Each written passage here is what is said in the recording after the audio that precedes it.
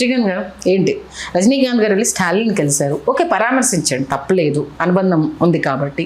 అదే టైంలో గెలిచిన వ్యక్తికి చిన్న విష్ చేయడము అనేది ఒక కటసీ కదా, ఈ చేయకపోవడాన్ని ఎలా చూడాలి మరి? వాస్తవానికి ఏంటంటే విజయ్ గారు అధికారం చేపట్టే దిశగా అన్ని స్థానాలు సాధిస్తారని కానీ, ఇవాళ ముఖ్యమంత్రి పీఠాన్ని ఆయన అధిరోహిస్తారని కానీ తమిళనాడు సినిమా పరిశ్రమలో ఉన్న చాలామంది ముందుగా ఊహించలా.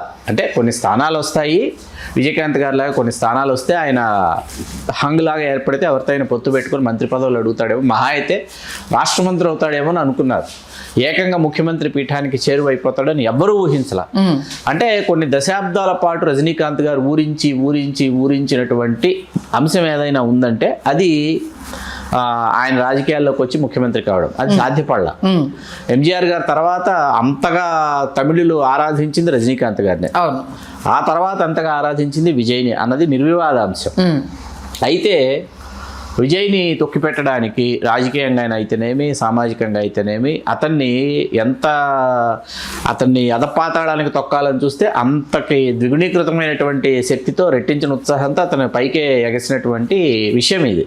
దీన్ని చాలా మనం వ్యక్తిత్వ వికాస నిపుణులు ఎవరైతే ఉన్నారో వాళ్ళు దీన్ని చాలా అధ్యయనం చేసి దీనిని భవిష్యత్ తరాలకు పాఠాలుగా నేర్పించాల్సినటువంటి అవసరం ఉంది. ఎందుకు ఈ విషయం చెప్తున్నా అంటే విజయ్, అజిత్ ఒకేసారి తమ ప్రయాణాన్ని ప్రారంభించిన తర్వాత వాస్తవానికి మనం ఈవేళ ఒకసారి చూస్తే అజిత్ కంటే విజయ్ తమిళ సినిమా పరిశ్రమకు అందించినటువంటి విజయాలు కావచ్చు, అజిత్ గారు కొంత తన ప్రయాణాన్ని తన వ్యక్తిగత అభిరుచుల వైపు మళ్లించుకొని ఆ దిశగా ఆయన ప్రయాణం చేస్తే, విజయ్ గారు ఏంటంటే తమిళ సినిమా పరిశ్రమకి అవసరమైనటువంటి ఏదైతే ఆర్థిక ఆదాయ వనరు ఏదైతే ఉందో అవి కలెక్షన్స్. ఆ కలెక్షన్స్ సంపాదిస్తేనే తమిళ సినిమా పరిశ్రమ పరిడివిల్లుతుంది, వర్ధిల్లుతుంది అని ఆలోచించి బ్యాక్ టు బ్యాక్ సినిమాలు చేసినటువంటి హీరో విజయ్. ఓకే, మీకు విజయ్ అజిత్ గారి గ్రాఫ్ తీసుకుంటే ఏంటంటే విజయ్ గారి నంబర్ మనకు కనిపిస్తుంది, అజిత్ గారి number 1 by 1 step by step అదేమంటారు ఒక పద్ధతిగా కనిపిస్తుంది తప్ప విజయ్ గారి లాగా స్పీడ్గా సినిమాలు చేసుకుంటూ బ్యాక్ టు బ్యాక్ హిట్స్ ఇవ్వాలి, బ్యాక్ టు బ్యాక్ సినిమాలు చేయాలి, బ్యాక్ టు బ్యాక్ అభిమానుల్ని ప్రేక్షకుల్ని పలకరించాలి అనేటటువంటి ఒక ధోరణి కనిపిస్తుంది.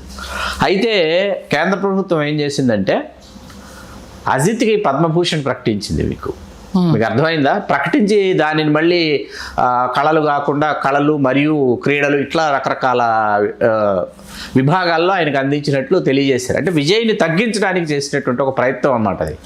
ఇవన్నీ కూడా ఏమైపోయినాయంటే క్రింది స్థాయిలో, క్షేత్రస్థాయిలో ఏంటంటే విజయ్ని అణగదొక్కాలనుకుంటున్నారు అనేటటువంటి ఒక అంశం బాగా ప్రజల్లోకి, ఆయన అభిమానులకి బలంగా చొచ్చుకుపోయింది అనమాట.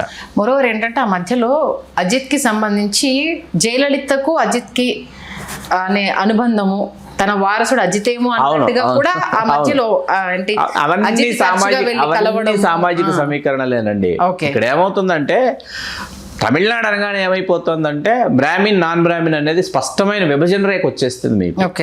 ఆ విభజన రేఖ వచ్చిన తర్వాత ఏమైపోతుందంటే రేవతి గారు కావచ్చు, లేకపోతే అజిత్ గారు కావచ్చు, మన మాధవన్ గారు కావచ్చు, అరవింద స్వామి గారు కావచ్చు, సిద్ధార్థ కావచ్చు, వీళ్ళందరూ కూడా జయలలిత గారికి చేరువయ్యేటటువంటి వ్యాఖ్యానాలు మరొకటో ఇంకోటో చేస్తూ ఆ దిశగా కనిపిస్తారు. కమల్ హాసన్ గారు జన్మతః బ్రాహ్మణుడు అయినప్పటికీ ఆయన నాస్తికుడు కావడం, ఆయన నాస్తికుడు హేతువాది అన్న విషయం ఎవరు చెప్పారు అంటే అక్కినేని నాగేశ్వరరావు గారు కూడా హేతువాది, నాస్తికుడు అనమాట. ఆయన కూడా భగవంతుని విశ్వసించారు. నాగేశ్వరరావు గారికి కమల్ హాసన్ గారు తంగప్ప మాస్టర్ వీళ్ళ దగ్గర హీరాలాల్ గారి దగ్గర చేస్తున్నప్పుడు కమల్ హాసన్ గారు డాన్స్ అసిస్టెంట్ నాగేశ్వరరావు గారికి, కృష్ణరాజు గారికి, వీళ్ళకి.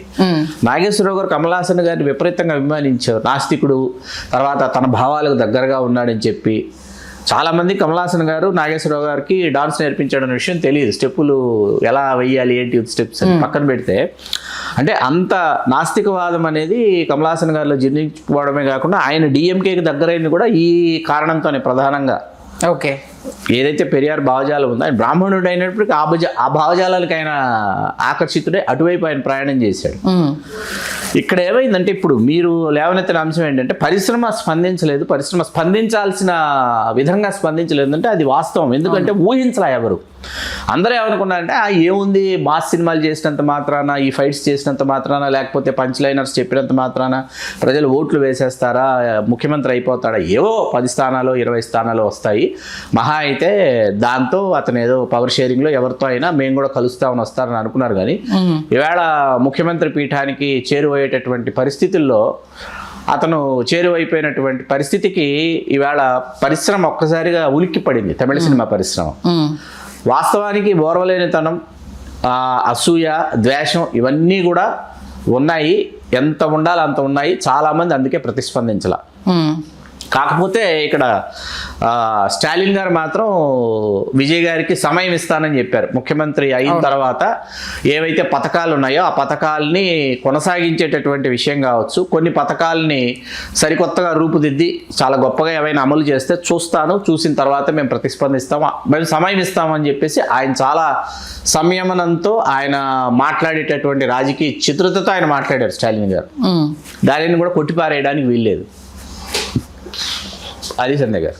ఓకే, అంటే క్యాస్ట్ బేసిక్ అనాలిసిస్ కూడా ఇక్కడ ఇండస్ట్రీ రియాక్ట్ అవ్వకపోవడానికి ఖచ్చితంగా ఒక కారణం.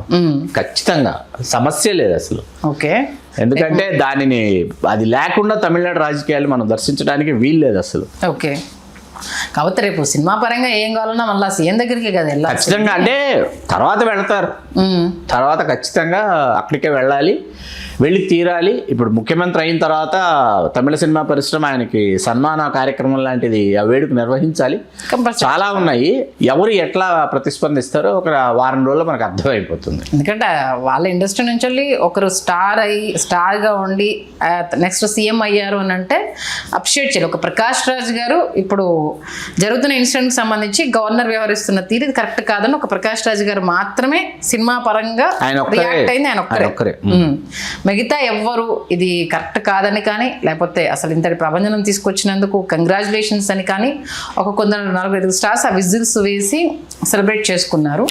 దాంట్లో వన్ ఆఫ్ ద పర్సన్ జీవా గారు అన్ఫార్చునేట్లీ మార్నింగ్ డే సెలబ్రేషన్ హ్యాపీగా వీడియో రిలీజ్ చేశాడు. ఈవినింగ్ కల్లా ఫాదర్ చనిపోయారన్న న్యూస్ తను బాగా బాధ పెట్టేసింది. ఈవెన్ స్వయంగా విషయం తెలిసిన వెంటనే ఆయన విజయ్ గారు వెళ్ళారు. అంటే ఆయనతో ఉన్న అనుబంధం అటువంటిది కదా.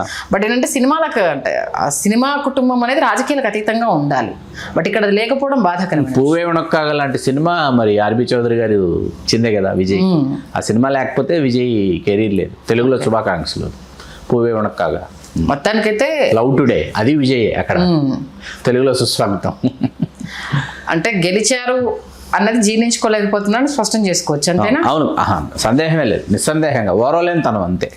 అంటే వాళ్ళు ఊహించనిది పరిణామం జరిగేటప్పటికి భరించలేకపోతున్నారు. ఓకే, చూద్దాం మరి ఇప్పుడైనా ఇంత జరిగిన తర్వాత అయినా ప్రమాణ స్వీకారం తర్వాత అయినా మరి కనీసం కంగ్రాచులేషన్స్ చేస్తారా, కలవకపోయినా అట్లీస్ట్ వేదిక ద్వారా. ఎందుకంటే ఇప్పుడు ఆయన సీఎం అయ్యారు, ఆ హోదాలో రజనీకాంత్ గారిని వెళ్ళి కలిసేంత అనుబంధం ఇద్దరి మధ్య ఉందా అని అంటే ఇప్పటి వరకు వాళ్ళిద్దరు స్క్రీన్ షేర్ చేసుకున్న దాఖలాలు ఎక్కడలో. మోహన్ లాల్ గారితో స్క్రీన్ షేర్ చేసుకున్నారు ఎవరు, విజయ్. ఇక్కడ తమిళ పెద్ద స్టార్స్ తోటి ఎవరితో స్క్రీన్ షేర్ చేసుకున్నారు. విజయకాంత్ స్క్రీన్ షేర్ చేసుకున్నారు, కొంతమంది అక్కడ స్టార్స్ తోటి షేర్ చేసుకున్నారు. జీవా కూడా నటించాడు నన్బన్, తెలుగులో స్నేహితుడు. అవును, కానీ అక్కడున్న మెయిన్ సూపర్ స్టార్స్ తోటి ఇప్పటి వరకు సత్య గారితో చేశారు, సత్యరాజ్ గారు. అది ఫాదర్ క్యారెక్టర్ చేశారు. కానీ ఆయన కూడా ఇప్పటి వరకు అసలు విష్ చెప్పలేదు, విశేష ఎవరు తెలియజేయలేదు శుభాకాంక్షలు. చూద్దాం రేపు ఆ హోదాలో ఖచ్చితంగా అయితే ఆయన పీఠం అధిరోహించాకైతే విషయం చెప్పడానికి అయితే వెళ్ళాల్సిందే. ఆయనకు కాకపోయినా డైరెక్టర్స్కి ప్రొడ్యూసర్స్కి అయినా ఆయన వాల్యూ ఇవ్వాల్సిందే. ఎందుకంటే జయలలిత గారు చేసినట్టుగా కమల్ హాసన్ గారు ఒకనొక సందర్భంలో జయలలిత చేసిన పనికి కంటతడి పెట్టుకున్నారు. తన సినిమాకి సంబంధించి రిలీజ్ ప్రెస్ మీట్ పెట్టి మరి కమల్ హాసన్ గారు తన ఆస్తిని అంతా కూడగట్టేసి, సినిమా పేరు నాకు గుర్తుకులేదు, మీకు ఏమైనా గుర్తు? విశ్వరూపమే కదా, రైట్. అసలు అంత ఎఫర్ట్ పెట్టి పెడితే నా సినిమాని రిలీజ్ కాకుండా ఆపేస్తున్నారంటే ప్రెస్ మీట్ పెట్టి ఏడ్ చేశారు. అంటే రివెంజ్ ఏ రేంజ్లో తమిళనాడులో ఉంటుంది అనే చూసాము. మన 2 తెలుగు రాష్ట్రాల్లోనూ కూడా అది చూసాము, మనకు తెలుసు, మనకు తెలుసు. 2 తెలుగు రాష్ట్రాల్లో కూడా విషెస్ చెప్పలేదు అనేసి అని ఆ తర్వాత వాళ్ళ దగ్గరికి రప్పించుకునే సందర్భాలు కావచ్చు, తర్వాత వచ్చే అనేక పరిణామాలు కావచ్చు, మనం చూసాము. ఇవన్నీ చూసా కూడా వాళ్ళు రియాక్ట్ అవ్వకపోవడం నిజంగా ఒక ఇంత. అఫ్ కోర్స్ ఆ సౌండింగ్ చేసిన తర్వాత కూడా వాళ్ళు విష్ చేయకపోవడం అయితే బాధ కలిగించే విషయం. చాలా మంచి విశ్లేషణ అందించారు. ధన్యవాదాలు శ్రీ. ధన్యవాదాలు సంధ్య గారు.